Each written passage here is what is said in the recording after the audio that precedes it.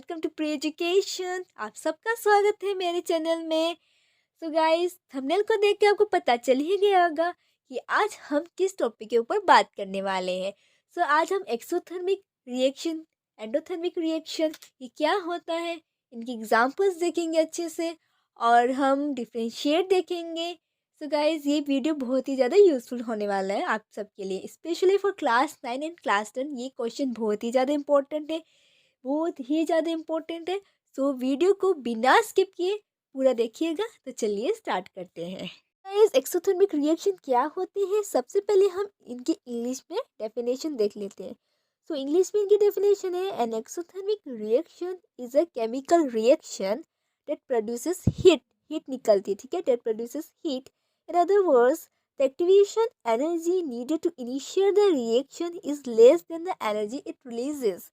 So guys, exothermic reaction वो reaction होते हैं जिसके अंदर प्रोडक्ट के साथ साथ हीट भी निकलती है। सो वो रिएक्शन क्या कहलाते हैं, एक्सोथर्मिक रिएक्शन कहलाते हैं। एक रिएक्शन का एग्जांपल है burning wood in air is an exothermic process.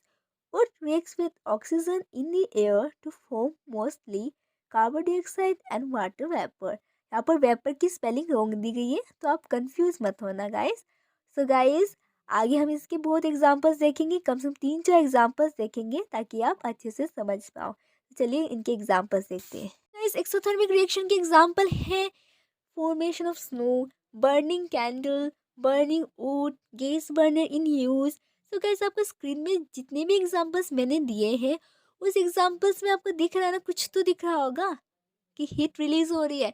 हाँ गाइस, अगर हीट रिलीज होती है तो उसी को हम क्या बोलते हैं, क्या बोलते हैं, अभी आप समझ गए होंगे ना, उसको हम एक्सोथर्मिक रिएक्शन बोलते हैं। आप अच्छे से समझ गए होंगे। अगर नहीं भी समझे हो तो आप मुझे कमेंट बॉक्स में बोलना, नहीं भी समझे हो तभी कमेंट करना, तो मुझे पता चलेगा ना कितने जन समझे और कितने जन नहीं। तो गाइस, अभी हम एंडोथर्मिक रिएक्शन देख लेते हैं। एंडोथर्मिक रिएक्शन क्या होते हैं, चलिए स्टार्ट करते हैं। अब हम एंडोथर्मिक रिएक्शन देख लेते हैं। एंडोथर्मिक रिएक्शन क्या होता है। तो गाइस, सबसे पहले हम इनकी इंग्लिश में डेफिनेशन देखते हैं। इंग्लिश में डेफिनेशन है इसकी, an endothermic reaction is any chemical reaction that absorb heat. So आपने एक चीज़ नोटिस की होगी, एक्सोथर्मिक में क्या था, रिलीजेस हीट, ठीक है, इसमें था एब्जॉर्ब हीट, वो हीट रिलीज करते हैं और ये हीट को एब्जॉर्ब करते हैं, ठीक है, from its environment. Endothermic reaction are chemical reaction in which the reactants absorb heat energy from the surroundings to form products, ठीक है। सो आया समझ में आपको एंडोथर्मिक रिएक्शन क्या होते हैं, बता देती हूँ। सो एंडोथर्मिक रिएक्शन वो रिएक्शन होते हैं जिसके अंदर हीट एब्सॉर्ब होती है, वो रिएक्शन क्या कहलाते हैं, एंडोथर्मिक रिएक्शन। एक्सोथर्मिक में था हीट रिलीज होती है और एंडोथर्मिक में हीट एब्जॉर्ब होती है, तो उसको बोलते हैं एंडोथर्मिक रिएक्शन। आया समझ में गाइस, अगर नहीं भी समझ में आया ना तो कमेंट जरूर करना, ठीक है।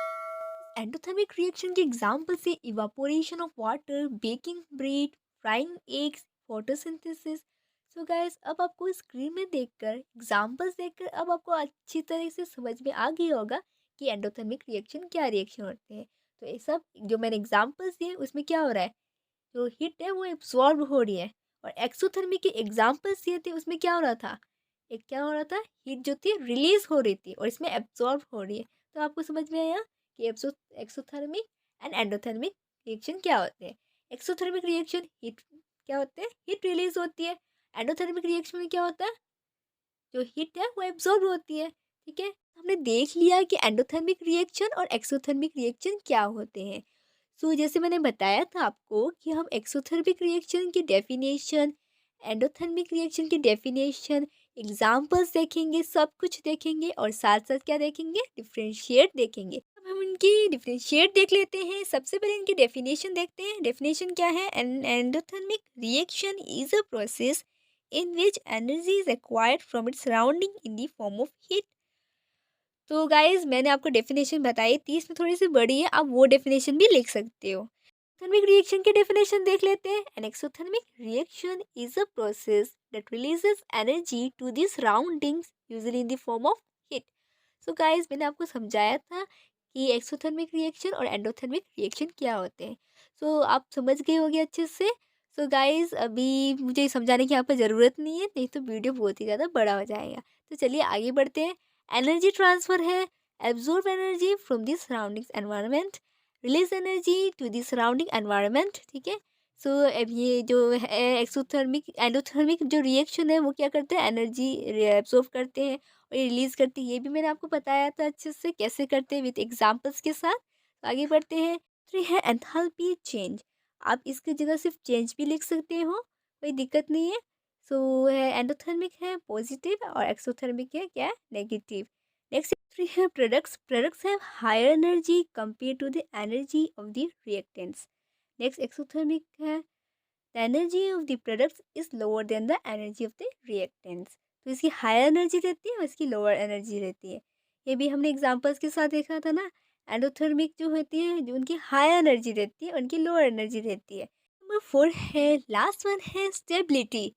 तो एंडोथर्मिक रिएक्शन की स्टेबिलिटी क्या है, products are less stable. For example evaporation of water, मैंने एग्जांपल दिया था ना आपको, इवापोरेशन ऑफ वाटर वो क्या है, लेस स्टेबल है। एक्सोथर्मिक की स्टेबिलिटी क्या है, products are more stable. For example burning of wood. मैंने दोनों ही एग्जांपल आपको इसी वीडियो में दिए हैं गाइस। तो आप अच्छी तरह से समझ गए कि क्या एक्सोथर्मिक रिएक्शन क्या होते हैं, एंडोथर्मिक रिएक्शन क्या होते हैं। वीडियो में हमने डिस्कस किया एक्सोथर्मिक रिएक्शन क्या होते हैं, एंडोथर्मिक रिएक्शन क्या होते हैं, इनके एग्जांपल्स भी देखे हमने और डिफ्रेंशिएट भी हमने पढ़ लिया अच्छे से। अगर आपको मेरा वीडियो अच्छा लगा तो लाइक करना ना भूलें। एक्सोथर्मिक रिएक्शन एंडोथर्मिक रिएक्शन क्या होते हैं, अगर आपने ये टॉपिक अच्छे से सीख लिया हो तो आप चैनल को सब्सक्राइब करना ना भूलें, क्योंकि आप कुछ सीख के जा रहे हो ना मेरे चैनल से। सो गाइज वीडियो को सब्सक्राइब करके बेल आइकन पर क्लिक करना ना भूलें, ताकि आपको मेरी नोटिफिकेशन टाइम नहीं मिल सके। और आपको कुछ भी डाउट हो तो आप मुझे कमेंट करके कमेंट बॉक्स में पूछ सकते हो। तो मिलती हूँ नेक्स्ट वीडियो में, टिल देन बाय बाय।